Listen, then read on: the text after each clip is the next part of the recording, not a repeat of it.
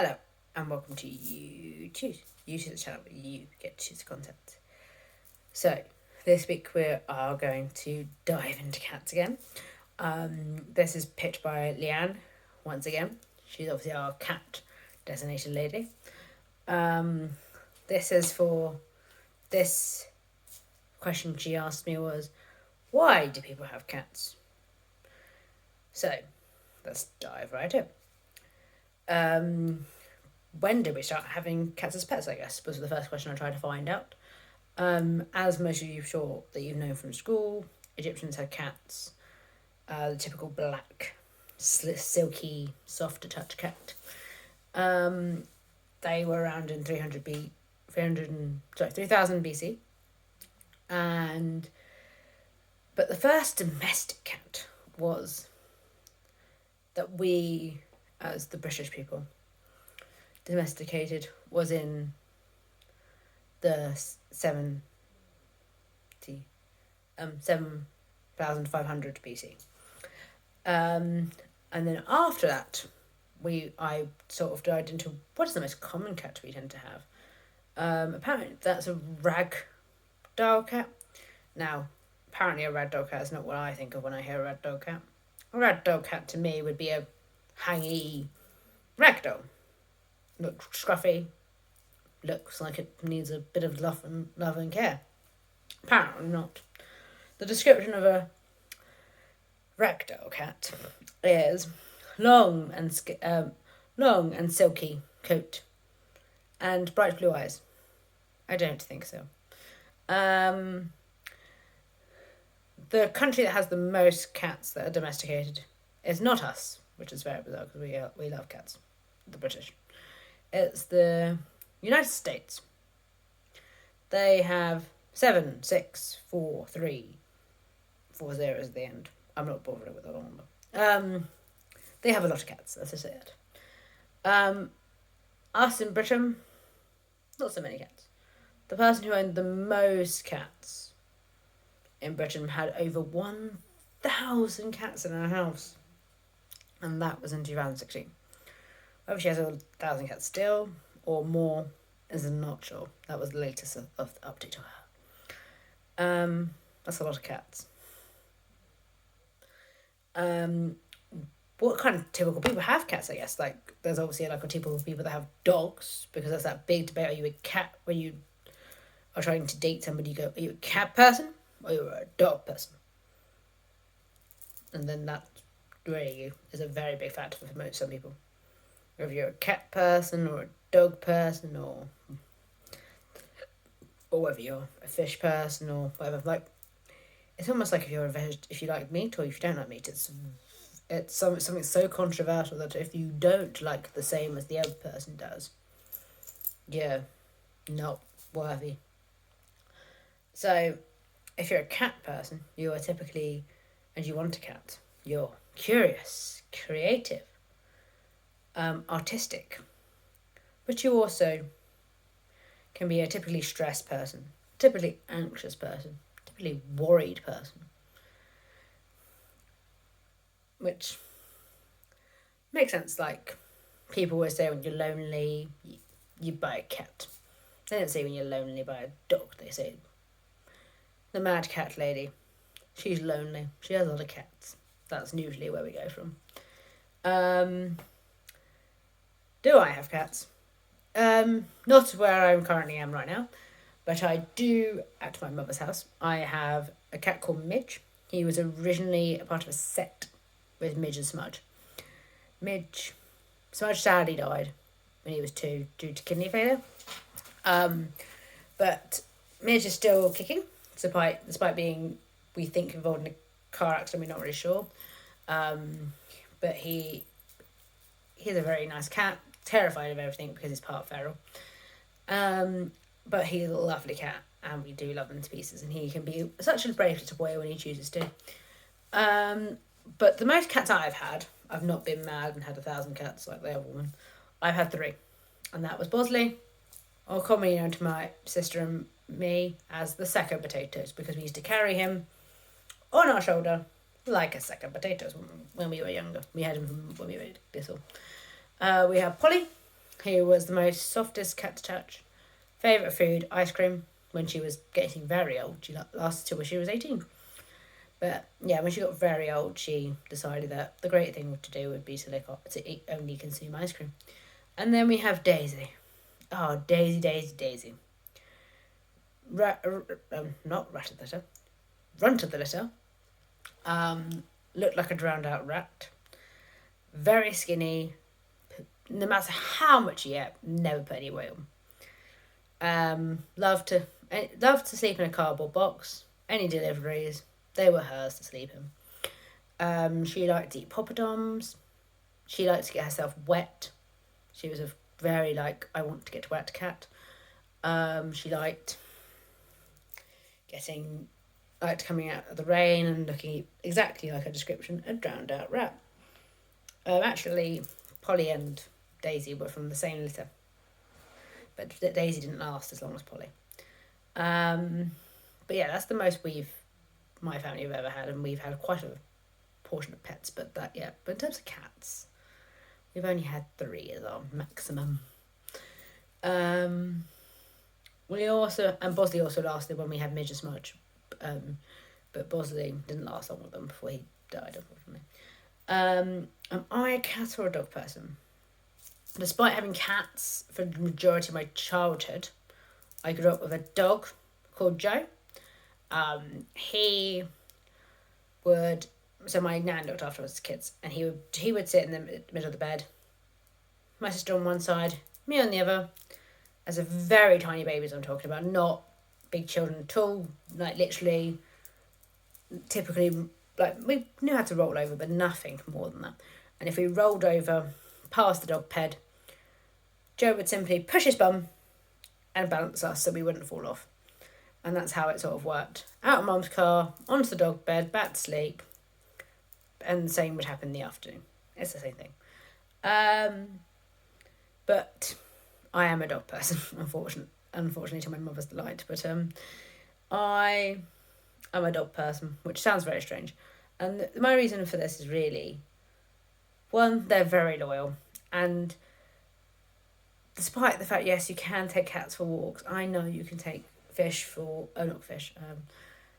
of different animals for walks, but there's something about when you come home and you've had a really bad day and you're like, you know what I really want to do? Have a walk with a dog. And you get so obsessed with the fact that why are they barking at that? Why does that bother them? Why is that bush smellier than that bush?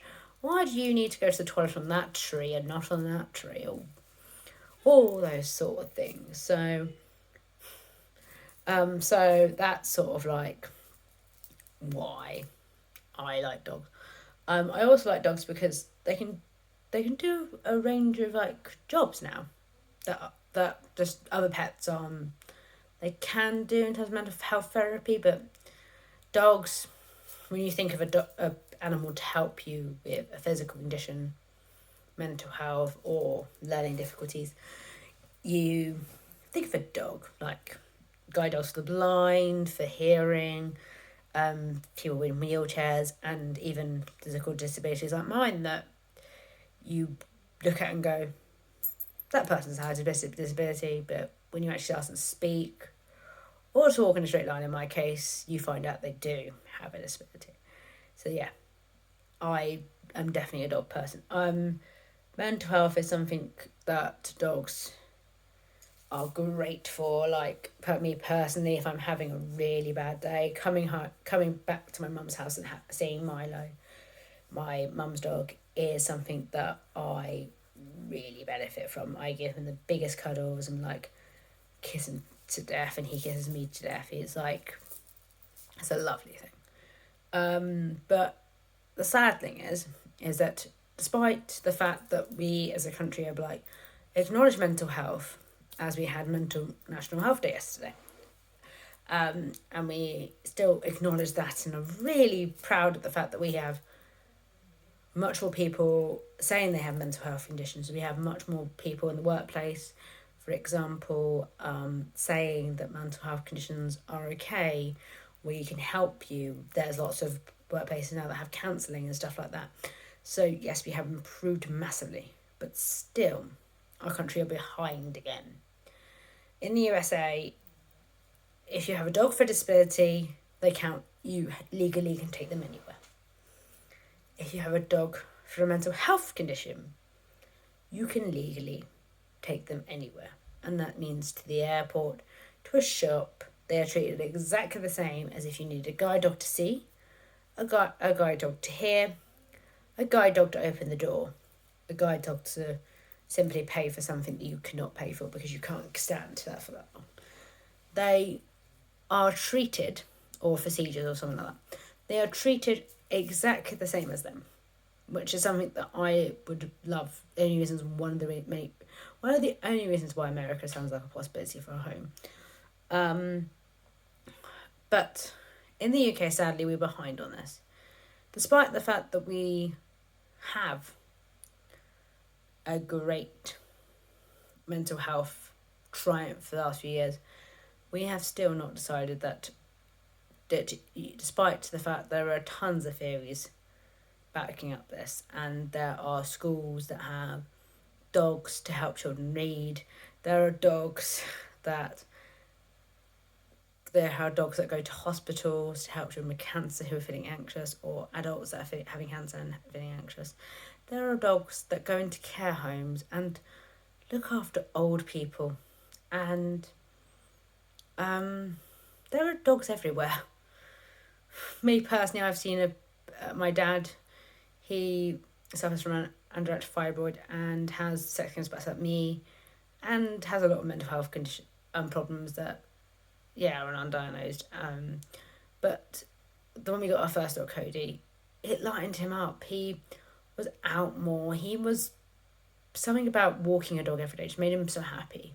And I don't know why our country have not recognised this as a legal thing. So me having anxiety, depression, having a dog as a helping aid would be really helpful. Like, there are certain situations where if I could stroke a pet, it would mean that I would find that situation less anxious. I might be able to do things that be more confident to ask things or say things that I would normally not even try and say, or would get myself anxious and have a built up of anxiety when I shouldn't really, because if I had a dog that just a stroke and give a nice stroke to would mean that I would maybe say a word that I wouldn't normally say, or ask a question that I really should ask because I really need help on it but don't feel like it. But unfortunately, if I got one, I could not legally say it's for that condition I have, unfortunately. But I can get one for a disability condition, like dyspraxia, that for me right now, in this particular time in my life, does not require me to have a dog that opens the door for me. It doesn't require me to have a dog that gets the telephone for me or pays for something. I don't need that. I need a dog just to, you know what, I need to do this presentation, but I'm anxious and I would like something to stroke. A dog to stroke to make myself feel less anxious. And so I can do the presentation because, like, let's face it, it will be helpful. Like, when I first started doing these filming videos, I think I did 10 attempts of the first one. And now I only need to do 2 because of trial and error. But I think if I had a dog for the first episode and had something just to stroke next to me, didn't have to have it on camera, but I think it would calm my anxiety and I probably would have been able to get through the video without that much stress. So if anyone knows of anyone who's in government or in law, or anyone who's Boris or the Queen or David Attenborough maybe, or someone who's big up in the world, can just please, in case your values, I can give you loads of studies that back up this, and they can give loads of studies that can back up this, and they will help and place them and say, look, we have disability dogs, we have for a range of disabilities, epilepsy, all this stuff. You can get a disability dog for anything. However, and also you can get one for autism, which, let's face it,